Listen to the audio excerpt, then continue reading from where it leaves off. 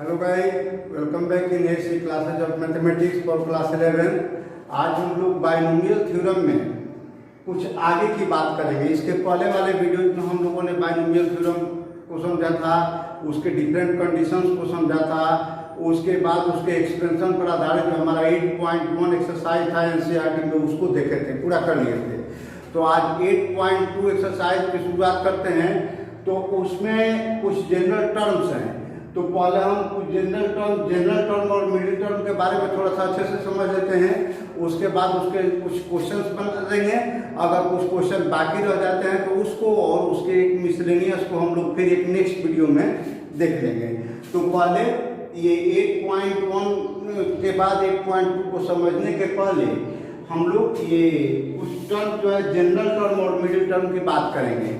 लेकिन video start करने के पहले आपसे एक सजेशन और रिक्वेस्ट है कि अगर अभी तक आपने चैनल को सब्सक्राइब नहीं किया है, अप्लाइड साइंस क्लासेज को ऑफिशियल को चैनल का पूरा नाम है applied science classes official by Sanjay sir, तो इसको प्लीज़ सब्सक्राइब कर लीजिए और बेल आइकन को प्रेस कर दीजिए और नोटिफिकेशन प्रेस कर दीजिए, ताकि स्टडी से रिलेटेड आपके 11-12 के स्टडी से रिलेटेड या फिर आगे के वीडियो में आने वाले वीडियो में जीमेल से रिलेटेड डिफरेंट टॉपिक्स पर आपको वीडियो रिसेंटली मिलते रहेंगे हमेशा। और वीडियो को पूरा एंड तक देखिए, और अगर आपको वीडियो अच्छा लगे तो आप लाइक कीजिए, शेयर कीजिए अपने फ्रेंड्स में, ताकि ज़्यादा से ज़्यादा लोग इसका फ़ायदा उठा सकें। तो आइए हम लोग देखते हैं इसी बाइनोमियल थ्योरम वाले चैप्टर में, 8 नंबर जो चैप्टर है उसमें ही जो 8.2 के लिए मेन चीज़ है, उसमें सबसे पहला है हमारा टर्म जनरल टर्म। कि जनरल टर्म क्या होता है। हमने आपको बाइनोमियल थ्योरम के इंट्रोडक्शन में बताया था कि जैसे हम लोग लिखते हैं कि a plus B the whole square, तो a square plus 2ab plus B square लिखते हैं, और कुछ लोग इसको a square plus B square plus 2ab भी लिख देते हैं।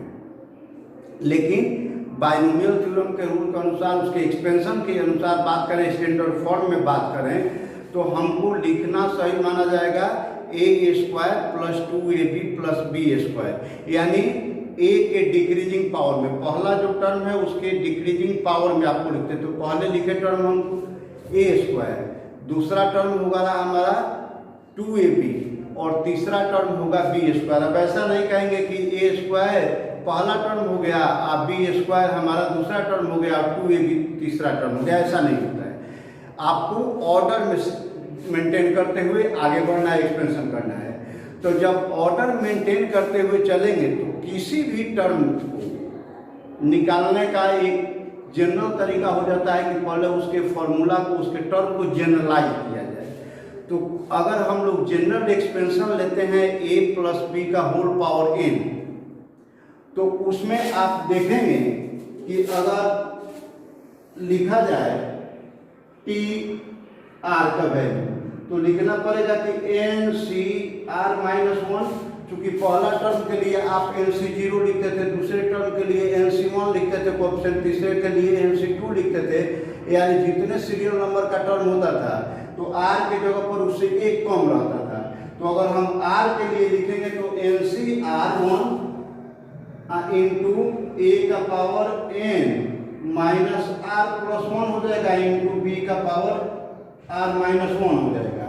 और टी आर प्लस 1 लिखेंगे तो यानी आर प्लस 1 टर्म, तो ये कितना हो जाएगा हमारा, तो ये हो जाएगा N C R into A का पावर एन माइनस आर और इंटू बी का पावर आर। आप आसानी से देख सकते हैं कि ये जो एक्सप्रेशन है, इससे ये वाला एक्सप्रेशन ज़्यादा आसान है, ज़्यादा इजी है लिखने में। तो इससे क्या निष्कर्ष निकलता है कि अगर हम लोग जनरल टर्म के लिए टी आर का यूज करें तो थोड़ा सा हमको कॉम्प्लिकेटेड मिलेगा एक्सप्रेशन, और उसी के जगह पर टी आर प्लस 1 यानी आर प्लस 1 टर्म की बात करें तो उसका एक्सप्रेशन हमारा सिंपल मिलता है। तो इसलिए हम सिंप्लिसिटी के लिए जनरल टर्म इसको नहीं मान करके इस एक्सप्रेशन को ले लेते हैं। अब जितने नंबर का टर्म पूछा जाएगा तो आप r प्लस 1 वहाँ पर लग करके उसका r का वैल्यू निकाल करके सब्स्टिट्यूट कर सकते हैं आसानी से, तो बन जाएगा।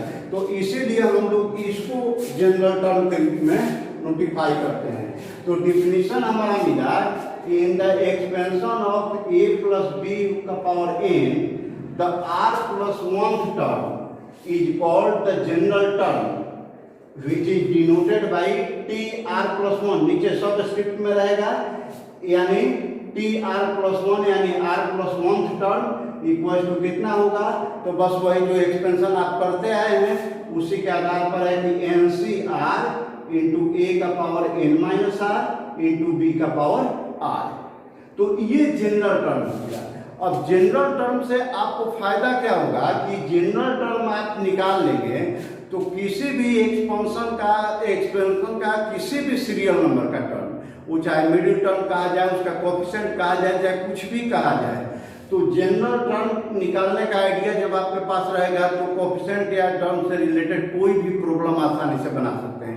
तो पहले जनरल टर्म के बारे में ये ध्यान रखिएगा कि टी आर प्लस 1 को हम जनरल टर्म कहेंगे, इसका वैल्यू कितना होगा, तो N C R into A का power n minus R into B का पावर r। अब वही अगर a प्लस एक्स के रूप में हो तो आप वैसे ही एक्सपेंड कर सकते हैं, a और b के जगह पर 1 और x जो भी दिया हो लिख करके। इसके बाद एक्सपेंशन में बात आती है मिडिल टर्म की। तो जैसे आप ये जानते हैं कि अगर a प्लस बी का पावर n हो, होल पावर n हो, तो उसका एक्सपेंशन करेंगे तो उसके एक्सपेंशन में टोटल नंबर ऑफ टर्म्स होता है n प्लस 1, यानी जितना पावर रहेगा उससे एक ज्यादा टर्म रहता है एक्सपेंशन में। तो अब हमको कहा जा रहा है कि मिडिल टर्म निकालिए। तो एक जनरल एग्जांपल के रूप में देखिए, जैसे हमारे पास 5 अगर फिंगर्स हैं, 1 2 3 4 5, चाहे इधर से भी 1 2 3 4 5, तो आपको कहा जाए कि मिडिल वाला निकालिए। तो आप क्या करेंगे, दोनों तरफ से एक एक पहले गिरा देंगे, इसके बाद फिर एक एक गिरा देंगे, तो लास्ट में क्या बचा, ये बच गया। अगर काउंटिंग के हिसाब से देखें तो इधर से 1 2 3 4 5 ये 3 नंबर पर आया, इधर से भी चलेंगे तो 1 2 3 4 5 ये 3 नंबर पर आया, यानी बीच वाला जो फिंगर है ये आपका 5 टोटल फिंगर्स में से मिडिल फिंगर कहलाएगा। तो आपने इसको फाइंड आउट करने का मैथमेटिकल फॉर्मूला क्या देगा कि जब टोटल नंबर ऑफ फिंगर्स 5 हैं यानी ऑड है, तो मिडिल निकालने के लिए सिंपल मैथमेटिकल फॉर्मूला हम क्या अप्लाई कर सकते हैं कि हमको मिडिल निकालना है, हमारे 2 से 2 पार्ट में डिवाइड करना है, तो 5 को 2 से डिवाइड करेंगे तो 5 तो ऑड नंबर है तो पॉइंट में आएगा, तो पॉइंट में हम नहीं लेकर के हम क्या करेंगे इसको कि 5 प्लस 1 बाई 2, 5 प्लस 1 बाई 2, तो 5 प्लस 1 बाई 2 यानी 6 बाई 2, तो 3 हुआ। अब 3 आप इधर से काउंट कीजिए चाहे इधर से काउंट कीजिए वही मिलेगा। तो यहाँ पर 2 बात है कि टोटल नंबर ऑफ ऑब्जेक्ट्स अगर ऑड हो तो उसका केवल एक ही मिडिल टर्म मिलेगा, और वो मिडिल टर्म कैसा होगा, तो टोटल नंबर ऑफ ऑब्जेक्ट्स अगर n हो तो मिडिल टर्म होगा हमारा n plus 1 by 2 serial number वाला टर्म, चाहे इधर से काउंटिंग करें चाहे इधर से करें। अब अगर मान लीजिए कि टोटल नंबर हमारे पास 4 है, 1 2 3 4, तो 4 का मिडिल निकालने के लिए तो 2 से डिवाइड करेंगे, तो 4 को 2 से डिवाइड करेंगे तो 2 हो जाएगा, 2 नंबर। तो अब 2 नंबर वाला होना चाहिए मिडिल, तो आप काउंट करेंगे तो इधर से काउंट करेंगे तो 1 2, तो ये मिडिल पड़ा, 3 4 इधर हो गया। लेकिन जब यही इधर से काउंटिंग करेंगे तो 1 और 2, तो यहाँ पर पड़ गया। तो इधर से हम काउंटिंग कर रहे हैं तो ये 2 पड़ रहा है, इधर से काउंटिंग कर रहे हैं तो ये 2 पड़ रहा है, तो उसमें तो दोनों तरफ से सेम पड़ रहा था, तो वही मिडिल टर्म हुआ। लेकिन इसमें तो इधर से भी काउंटिंग कर सकते हैं, इधर से भी काउंटिंग कर सकते हैं, काउंटिंग स्टार्ट करने का कोई रिस्ट्रिक्शन नहीं होता कि आपको इधर से ही करना है। तो उस कंडीशन में एक तरफ से हमारा ये पड़ रहा है और एक तरफ से ये पड़ रहा है, यानी हम दोनों को मिडिल टर्म मानेंगे। तो ध्यान रखिए कि जब टोटल नंबर ऑफ ऑब्जेक्ट अगर इवन हो तो उसमें 2 मिडिल टर्म होंगे, और जैसे मीन निकाल करके हम लोग कर लेते थे कि दोनों के बीच का जो नंबर होता था मीडियन निकालने के लिए दोनों मिड पॉइंट का बीच वाला निकाल लेते थे, वो नहीं करना है, क्योंकि हमको एग्जैक्टली टर्म निकालना है, उसका एवरेज नहीं निकालना है, अदर वैल्यू नहीं होना चाहिए, एक्सपेंशन में ही होना चाहिए। तो जब टोटल नंबर ऑफ टर्म आपका इवन है तो उस कंडीशन में एक हो जाएगा हमारा n/2 और एक n/2 प्लस 1 हुआ। प्लस 1 कैसे हुआ, तो देखिए अगर एक तो हम n/2 4 था तो 4 का आधा किए तो 2 हुआ, तो इधर से किए तो 2 3 और इधर से 1 2 3, यानी एक बार 2 ये पड़ा था, एक बार ये पड़ा था। अब इन्हीं दोनों को आइडेंटिफाई करना है। तो देखिए इधर से चलेंगे तो 1 2 3, यानी 2 और 3 नंबर का टर्म आया। फिर इधर से भी चले तो 1 2 3, यानी 2 नंबर और 3 नंबर, तो दोनों तरफ से 2 टर्म मिल रहा है 2 और 3 नंबर वाले। तो कहने का मतलब 2 कैसा आया था, 4/2 करने पर आया था। अब 3 कौन, उसके बाद वाला। तो इसलिए हम लोग कह सकते हैं कि एक अगर total number of terms n हो जो n इवन है, तो उस n इवन के कंडीशन में मिडिल टर्म एक होगा n/2 वाला टर्म और एक होगा n/2 + 1 वाला टर्म। तो इस तरीके से 2 मिलते हैं। तो अब यहाँ मिडिल टर्म में आते हैं। तो regarding the middle term in the expansion of a + b whole power n, we have first number कि if n is even then the number of terms in the expansion, तो कितना होगा, n + 1 होगा। Since n even आप माने हैं, यहाँ पर इवन माने हैं, तो इसका मतलब क्या हुआ कि n + 1 अगर करेंगे तो ऑड होगा। तो यानी total number of term expanded form में हो गया आपका n + 1 जो ऑड हो गया। तो ऑड हो गया तो मिडिल टर्म कौन होगा, तो ऑड के केस में n + 1/2 बताए थे। तो यहाँ टोटल नंबर टर्म तो आपका n + 1 हुआ, इसमें +1/2 करेंगे तो ऐड हो जाएगा। तो कितना होगा, n + 2/2, तो 2/2 को अलग कर देंगे तो n/2 और +1 टर्म हो जाएगा। यानी आपको सीधे क्या याद रखना है कि जब ये एक्सपेंशन में यहाँ पर जो पावर दिया गया है अगर इवन है तो उसमें केवल एक टर्म मिलेगा मिडिल टर्म, और मिडिल टर्म कौन सा होगा, तो n/2 + 1 टर्म। यानी अगर ये 2 से डिवाइड होने वाला है तो 2 से डिवाइड करके जो नंबर आता है n/2 उसमें 1 ऐड कर दीजिए, उसी सीरियल नंबर वाला n/2 + 1 सीरियल नंबर वाला टर्म मिलेगा। अब उस सीरियल नंबर वाला टर्म हम फाइंड आउट करेंगे कैसे, ये तो पता चल गया कि कौन सा टर्म हमारा मिडिल टर्म होगा, इस फॉर्मूला से पता चल गया। अब वो टर्म एक्चुअल में क्या है तो वो कैसे निकलेगा, तो उसी जनरल फॉर्मूला से निकल जाएगा। अब यहाँ r + 1 टर्म के लिए हमारा ये एक्सपेंशन किए हैं, तो जितना आया है हमारा n/2 + 1 टर्म के लिए यहाँ से एक्सपेंशन कर लेंगे तो निकल जाएगा।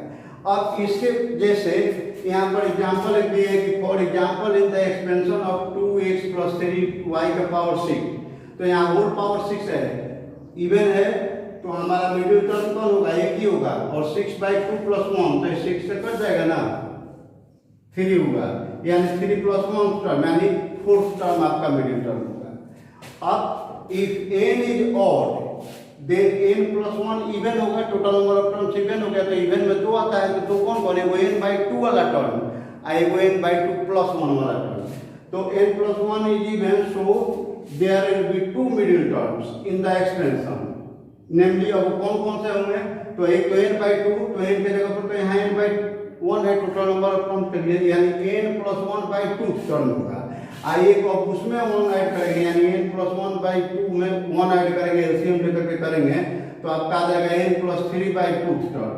तो इस तरीके से जब n आपका ऑड हो तो उस कंडीशन में हमारे 2 टर्म मिलेंगे, कौन कौन, तो एक n + 1/2 वाला टर्म और एक n + 3/2 वाला टर्म मिलेगा। तो for example in the expansion of x + 2y⁴ है, 7 आपका ऑड है, तो कौन कौन सा मिडिल टर्म होगा, तो द मिडिल टर्म = 7 + 1/2, क्योंकि 7 डिवाइड नहीं हो रहा था, तो सीधा याद रखेंगे 7 + 1/2 यानी 4th टर्म, और उसके बाद वाला अगर 7 + 3/2 यानी 5th टर्म। ये और ये एक्सपेंशन निकालेंगे ना यहाँ पर, तो देखिएगा हमेशा कंसेक्यूटिव नंबर आना चाहिए, अगर नहीं आ रहा है तो कहीं गलत होगा। अब अगर मान लीजिए कि कभी कभी ऐसा भी पूछ सकता है कि in the expansion of x + 1/x, x + 1/a और उसका वैल्यू 2n दिया हुआ, तो 2n मतलब क्या, इवन, तो उस कंडीशन में मिडिल टर्म हमारा कौन होगा, तो इसी टाइप का होगा n + ये n/2 + 1, तो यहाँ पर क्या हो जाएगा, इस टाइप का जब एक्सपेंशन करेंगे तो मिडिल टर्म हमारा हो जाएगा 2n + 1, ये तो आपका इवन हो जाएगा, प्लस 2n इवन है तो 2n + 1 यानी total number of terms in the expansion 2n + 1 होगा जो ऑड होगा। ऑड के केस में n + 1 करते हैं, यानी ये 2n+1 एक्सपेंशन का टर्म +1/2 करेंगे तो मिले तो 1 और 1 मिलकर के 2 हो गया, तो 2n+2/2, 2 सब कट गया तो n+1 टर्म मिलेगा, और n+1 टर्म इस एक्सपेंशन में कितना होगा, तो 2nCn, जो आप a+b का होल पावर n वाला एक्सपेंशन पढ़े हैं, तो 2nCn इंटू एक्स का पावर 2n में से n माइनस कर लीजिए तो n आएगा, और फिर 1/x का पावर भी n आ जाएगा। तो अब देखिए यहाँ पर x का पावर n है और यहाँ भी x का पावर n है, बटा के नीचे है और एक बटा के ऊपर है, तो ये तो दोनों कैंसिल हो जाएंगे और बचेगा क्या, तो 2nCn, और ध्यान दीजिए कि इसमें आपका x नहीं रहेगा, यानी इसका जो मिडिल टर्म होगा वो हमेशा ही कांस्टेंट आएगा। अब इन सब रूल्स के बाद हम लोग एक्सरसाइज 8.2 के कुछ क्वेश्चन की बात करते हैं। इसमें पहला क्वेश्चन हमारा दिया हुआ है कि find the coefficient of, coefficient निकालना है 1 और 2, 2 क्वेश्चन दिए गए हैं। उसमें कह रहा है कि जैसे एक्सपेंशन दिया है कि x+3 का होल पावर 8, और इसमें कह रहा है कि x के पावर 5 का कोएफिशिएंट निकालना है। तो कुछ भी निकालना हो, किसी पार्टिकुलर टर्म से रिलेटेड बात है तो एकदम दिमाग में बैठा लीजिए कि आपको सबसे पहला काम करना है कि उसका जनरल टर्म निकालना है। तो यहाँ हमने क्या लिखा कि in the expansion of x+3 whole power 8 the general term equals to tr+1, तो इक्वल्स टू कितना होगा, तो 8cr, n के जगह पर 8 है तो 8cr इंटू एक्स का पावर 8 माइनस आर इंटू 3 का पावर आर। क्लियर। अब कंपेयर करेंगे, हमको x का पावर 5 का कोएफिशिएंट निकालना है। तो कोएफिशिएंट तो आप बहुत पहले से मिडिल टर्म में भी जाने हुए हैं, हाई में भी जाने हुए हैं कि जिस टर्म का कोएफिशिएंट पूछा जाए तो उस पूरे टर्म में से उसको निकाल करके बाकी जो फैक्टर बचते हैं सब कोएफिशिएंट हो जाते हैं। तो यहाँ पर x का पावर आया है 8 माइनस आर, और हमको कहा जा रहा है कि x का पावर 5 का निकालिए। तो comparing with x to the power 5, अब यहाँ पर x का पावर 5 से जब इसको कंपेयर करेंगे तो हमको क्या मिलता है, यहाँ पर x का पावर 5 है और यहाँ पर x का पावर 8 माइनस आर है, यानी 8 माइनस आर का वैल्यू 5 के बराबर हो गया। तो 8 माइनस आर इक्वल्स टू 5 हो गया, तो r का वैल्यू क्या हो जाएगा, 8 माइनस 5 इक्वल्स टू 3। तो जब r का वैल्यू 3 हो गया तो अब क्या होगा कि therefore coefficient of x to the power 5 equals to हमारा कितना हो गया, तो x टू द x वाला हटा करके बाकी ये और ये फैक्टर हो जाएगा, नहीं 8cr into 3 to the power r। तो अब r के जगह पर हमारा 3 आया है, तो 8c3 इंटू 3 का पावर 3। तो 8c3 के लिए हमने निकाल लिया कि 8 into 7 into 6 by 1 into 2 into 3, 2 ये 3 से कट गया 2 टाइम्स, अब फिर 2 से 2 कट गया 1 टाइम, अब 8 इंटू 7 इंटू 27 मल्टीप्लाई कीजिएगा तो हमारा 1512 आ जाएगा। यही आंसर हुआ। ये तो जनरल टर्म समझाने वाली बात थी, तो इस तरीके से हमारा ये आंसर हो गया। अब इसी टाइप से उसका सेकंड नंबर क्वेश्चन दिया है, इसमें कह रहा है कि a टू द पावर 5 और b टू द पावर 7 का कोएफिशिएंट निकालना है। एक्सटेंशन दिया हुआ है कि a माइनस 2b का होल पावर 12। तो अब 12 दिया हुआ है तो क्या करेंगे, उसमें भी यही चीज जनरल टर्म निकालिए, तो हो जाएगा 12cr इंटू a का power 12 minus R into minus 2b का पावर r हो जाएगा। और तब उसके बाद जब आप कंपेयर करेंगे तो -1 का पावर r तो कोएफिशिएंट में निकल जाएगा।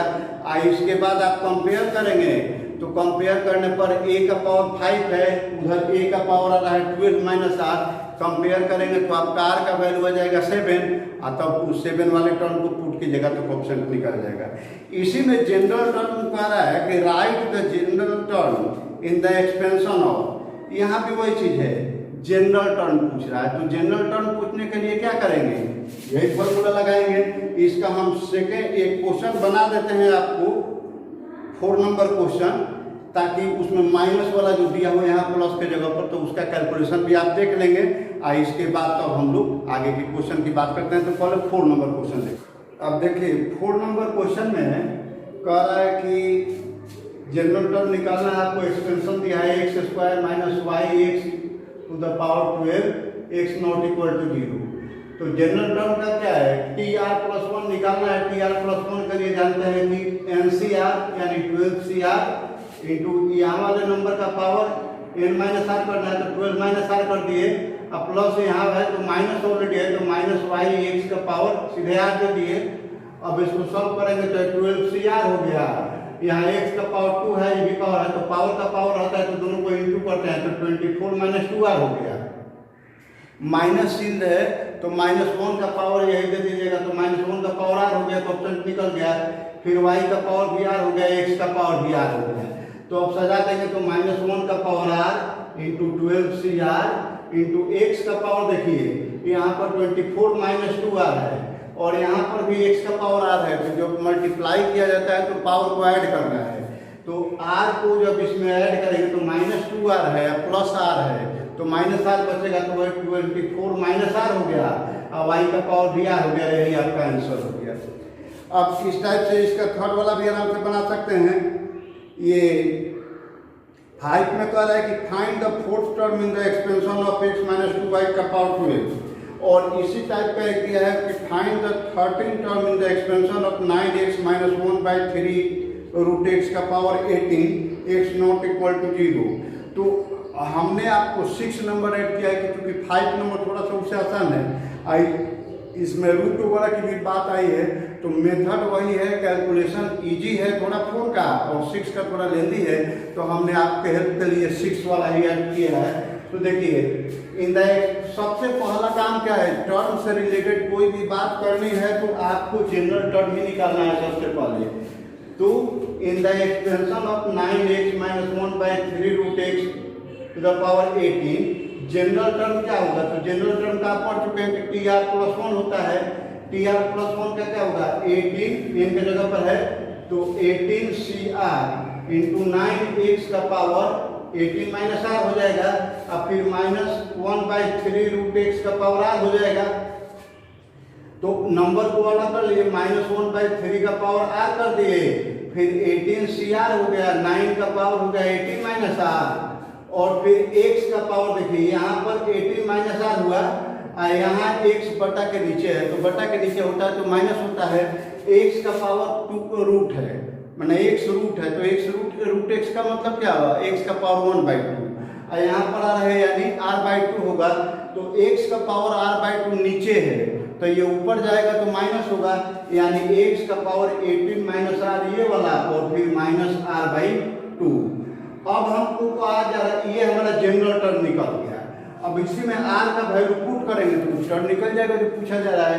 तो हमको कहा जा रहा है कि 13 टर्म निकालिए, तो 13 टर्म का मतलब क्या है, r प्लस 1 के जगह हमको 13 पुट करना होगा।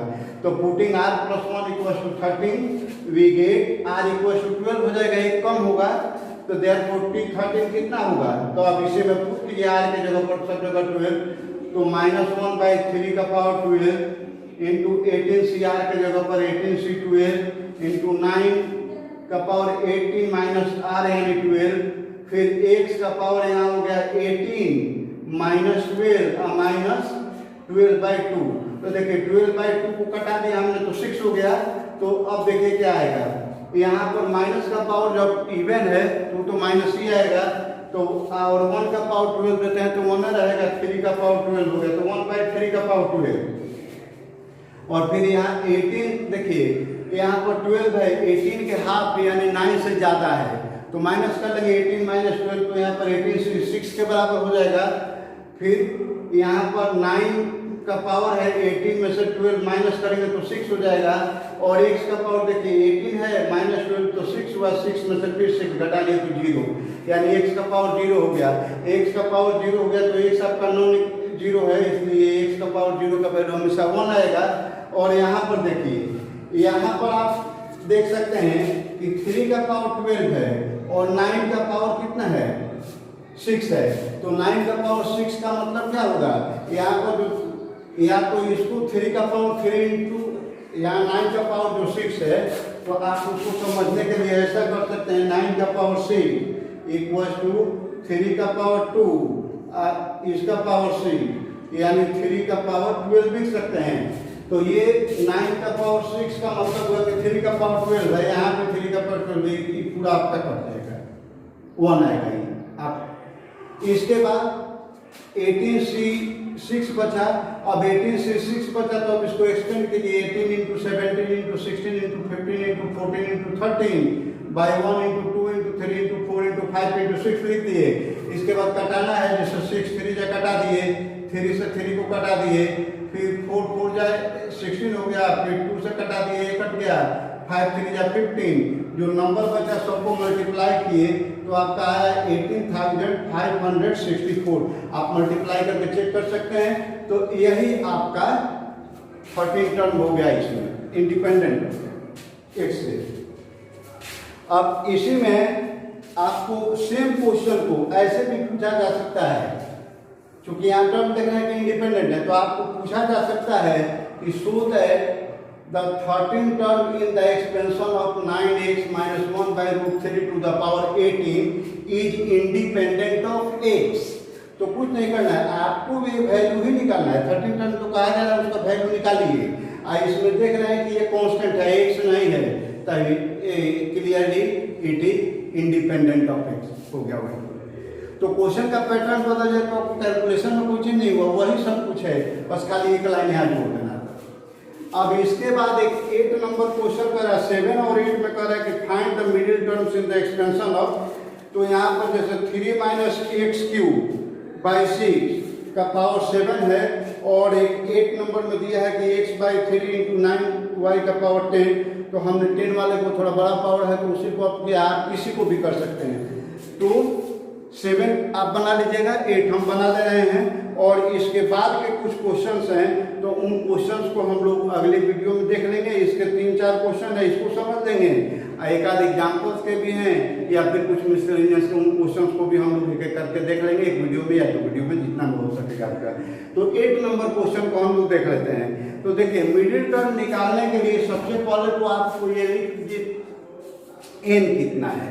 तो n हमारा देखा कि हमने 10 था, तो 10 जब है तो वो तो इवन है, और हमने पढ़ा है क्या कि इवन जब होगा a प्लस b का पावर n अगर इवन है तो उसमें एक मिडिल टर्म मिलेगा, ऑड है तो 2 मिलेंगे। तो n आपका इवन है, तो देयरफॉर मिडिल टर्म कौन होगा, n/2 प्लस 1 सीरियल नंबर का टर्म, जो आप रूल में याद किए। तो यहाँ पर n की जगह 10/2 प्लस 1 टर्म, यानी 10/2 कटाएंगे तो कितना होगा, ये 5 हो जाएगा। तो 5 प्लस 1 यानी 6 टर्म। तो हमको मिडिल टर्म निकालना है, यानी इसका 6 नंबर का टर्म निकालना है। क्लियर हो गया। अब कैसे निकालेंगे, तो जैसे ये 13 नंबर टर्म निकालते हैं वैसे इसको भी निकालेंगे। In the expansion of x by 3 plus 9y का power 10 we get tr plus 1। तो 10cr इंटू एक्स बाई 3 का power 10 minus r into 9y का पावर r हो गया। अब इसी में पुट करते हैं, r प्लस 1 के जगह पर हमको 6 निकालना है, तो 6 पुट करते हैं, तो r का वैल्यू 5 मिला। तो therefore t6 equals to 10c5, यहाँ r के जगह पर इंटू एक्स बाई 3 का पावर 10 माइनस r यानी 10 माइनस 5 इंटू 9y का पावर r यानी 5।